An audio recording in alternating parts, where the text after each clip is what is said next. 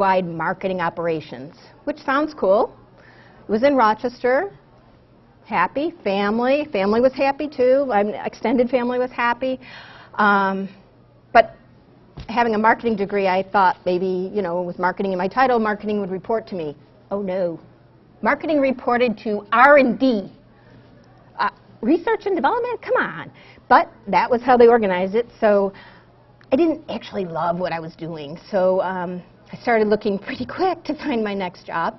And I decided I really wanted to manage sales again. But I thought, well, I've done a district.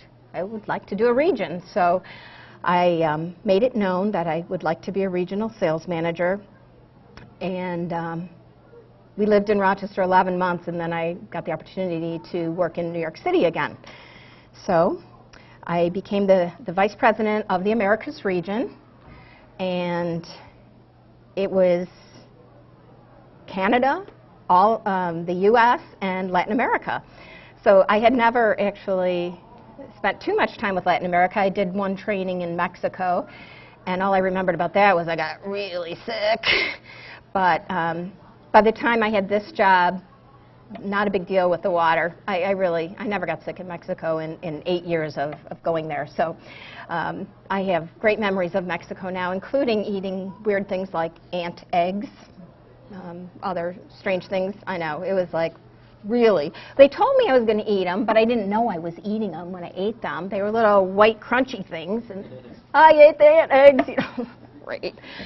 But they really were just crunchy. They didn't have taste. But anyway, so I think you need to take risk and, you know, try to adapt to wherever you are. And I think they appreciated that I was willing. Some things I didn't eat, believe me.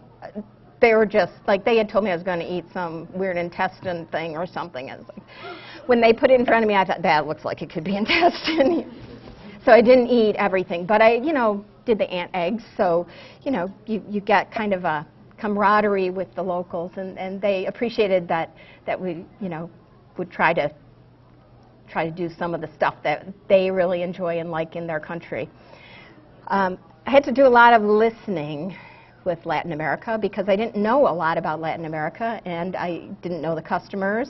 Although one of the first things I got to do, oh, I didn't tell you, I'm sorry, to just switch back to Atlanta, that I left and went to Europe. I gave up going to the Olympics because the job was moved to England now or stay in Atlanta and have the Olympics. So I went to Europe.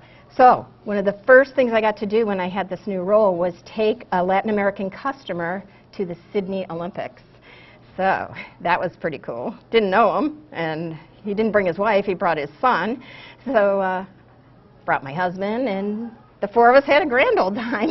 I mean, in Australia they speak English. These customers spoke English, so we had a lot of fun at the Olympics. And Kodak did it right. They definitely treated our customers super well, so they had a great time, and it started the building of a great relationship with that customer, who was our largest customer in Latin America. He had motion picture laboratories in 4 countries, so it was a great way, which I wish I could say, yeah, just take them to the Olympics. That's a great way to build a relationship and loyalty, but it doesn't happen all the time, but that was one fortunate thing that happened for me.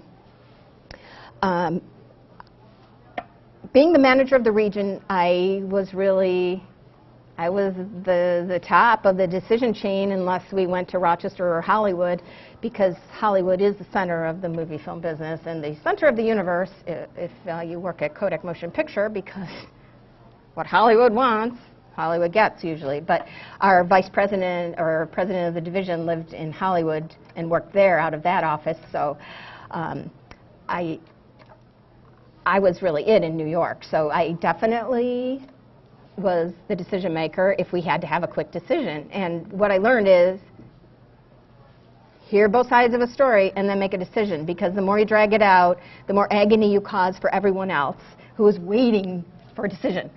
So I think making quick decisions and then communicating what you've decided really helps people, so they're on board with why the decision was made, and everybody's clear on what the decision was. So that's something I learned that really was helpful over the 8 years that I was in this role. I put down, let me see how I'm doing. I have to hurry. I'm not going to tell you about doing the right thing. Just do the right thing. It's a good idea. But I do want to tell you about the church family, even though it's in white. I'm supposed to only talk about the yellow to keep me on time, but obviously I'm not doing a good job here.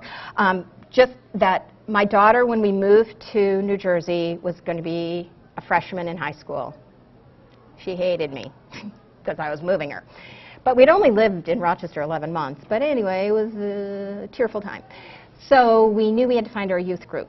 So we were Methodist in Rochester, so we went to the Methodist Church in New Jersey, and the minister was incredible because he said, if you really need a strong youth program, it's not at this church. You should go to the Presbyterian Church. So we did. And they had a wonderful youth program that both my daughters went through because we lived there 8 years, and it was the bonding, friendships, and faith sharing that my girls could have outside of high school that was part of our church community.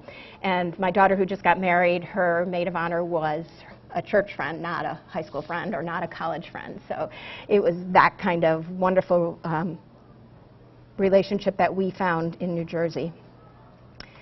After that, I was asked to come and be the chief marketing officer for the film division, which I started to love what I was doing, but 6 months into the job, they eliminated the position because film sales were tanking. So if you know much about Kodak, you can understand that people started using digital cameras. And so film was really tanking. They couldn't afford to have a chief marketing officer. So it wasn't in my control, but things like that happen. You can't get down on yourself. You really have to deal with it, and I dealt with it by praying about it and really trying to find guidance on now what, because there were no positions in the film division for me, and that's where my whole background was. So I ended up applying for this strategic accounts and channel management role, which was everything but film. But they took a chance on me that I would learn the commercial printing and digital camera business so that I could do this role. I didn't love it. I liked it. But then Kodak continued to have a downward spiral, and just last spring, my position was eliminated. So I had the opportunity to look inside Kodak. I did a little, and then I prayed about it. I just really needed to know what to do, and it came to me that it was time to leave. So I left Kodak. My last day was the end of May. I've been looking for a job since then, and I'm having a great time. So I was just talking to some people at coffee and said, you know, LinkedIn, I'll be happy to share my experiences with job hunting and interviewing if you want. So in my job searching, I've learned you need to network. You need to join LinkedIn. You need to be active. You need to make yourself meet new people. You never know who's going to be that person to help you. I found that everybody, even if they didn't know me before I called them and said, hey, could we have a coffee, people ask, how can I help you? So use that, because people in general want to help you. I took the time to do things for myself. You can see my daughter got married. I got to help plan it. She got married in Rochester. She lives in Minnesota. So that was really cool to have that time and also to enjoy the summer on Keuka Lake. I worked very hard during all that time to try to find a job. Still hasn't happened, but I do know the right job is going to come. And oh, by the way, did I say network? You need to network when you're job searching.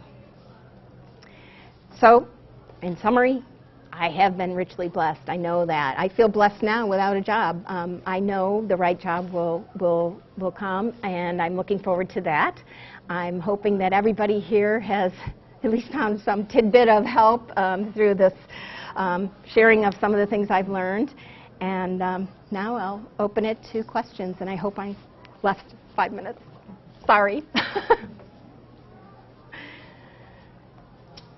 You touched a little bit on it, but if you can just give us some tips and insights into your life on how you did balance work and home life in your life. So how did that play out? What did you find really worked, or what didn't work? Or Okay, so she asked about how I balanced work life and home life. And to me, what worked the best, and I know this one I can't help you with, but I married the right guy. And you guys might want to marry the right gal. But a supportive spouse is so important. I couldn't have done it without my husband, Bruce. He's been there all the time for me, for my daughters, and it's the number one thing that helped it happen. Now, another thing is I don't let myself worry. If I can't be there for every single open house or every single soccer or field hockey game, you know what? That's life. And you know what? My daughters had to learn that I couldn't be there all the time. In the end, it worked out very well. They're both well-balanced young women right now, and they say that I've been a role model for them. So if you have children and you can work around doing everything you can when you can, it can make the difference and make up for when you can't be there. So some of it is that, but your own personal worry, if you let that cloud your mind, you're not going to be happy doing either thing. Either staying because I have got to go to the game, or doing your job when you wish you were at the game. So if you can control the worry, it really is not a helpful feeling. Hope that helps.